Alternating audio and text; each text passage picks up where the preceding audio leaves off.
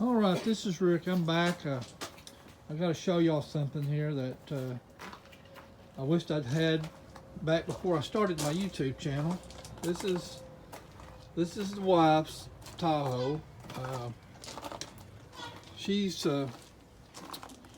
loves her Tahoe. It's an older one, yeah. Not too long ago, this back glass of this thing was loose. Couldn't open it up without breaking the back glass, so I done the right thing and took it out, cut all the bolts and stuff off of it, and I laid it back in with urethane. So probably at this time you really don't even know what I'm talking about. Urethane is what we put windshields in with. This is the inside of my wife's rig. Doesn't she keep it clean? It looks really nice. Let's get back under the hood here a second. I want to show y'all something. This is what I did here. I don't know, back in the summer. You've got a few bolts right down through this way. You can take this off, a couple of screws here. A few bolts down right here by the fuel rail. And the intake was leaking. Well, when you take that intake off, you've got fuel rail, and they go around the fuel injectors. Well, O'Reilly sold me a what they call like a universal. You get two to a package, and they were too big, but they insisted this is what you needed, so I went ahead and bought them anyway, and I put them all on, and then the injectors wouldn't go back in the hole they come out of. So then we called back over to O'Reilly's, and they found where they had sold me the wrong ones. They actually come in a full package with the gasket, and you've got to make sure if you go get that gasket, the intake gasket, which that's what was leaking on this one. It was really a rough idle, wouldn't stay idle at all when it was cold, and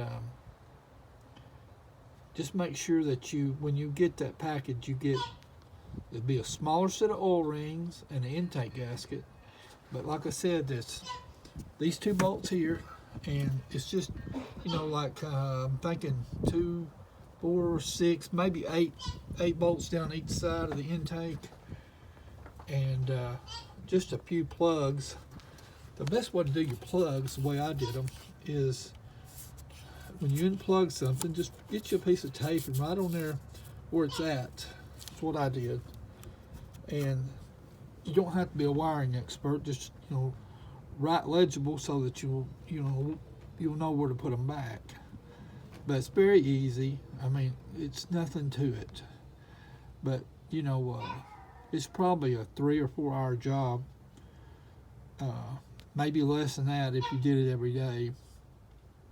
But you take it to a dealer and they're going to charge you $100 an hour. So just pay attention to what you're doing, and it's really not hard at all. Now, next time I do some tearing down, I'll make sure, since I do have my channel, I'll make sure that I show y'all every step of the way so that you'll understand. But I'm just going to kind of explain what you do here. You got your air intake here. It comes off here, and you come over here to your air box. You got another one that comes off here. You get it out of your way, and then you take these 2 bolts out here. These 2. Take this cover off, and I may have to get a flashlight. Maybe not. You can see, for instance, like one of the fuel injectors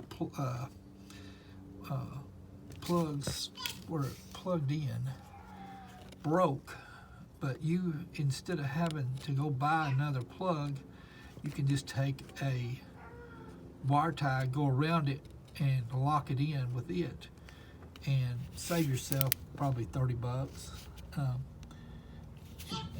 You unplug all your plugs off your fuel injectors, and then, like I say, you've got some bolts, like here, and you got one back there, and it's just really some small bolts.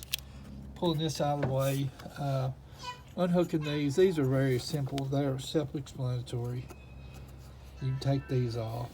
If you mechanic at all, you can do this. But if you want a good smooth idling rig, on these 2000 Tahoes, the 5.3s, that's where you get your problems.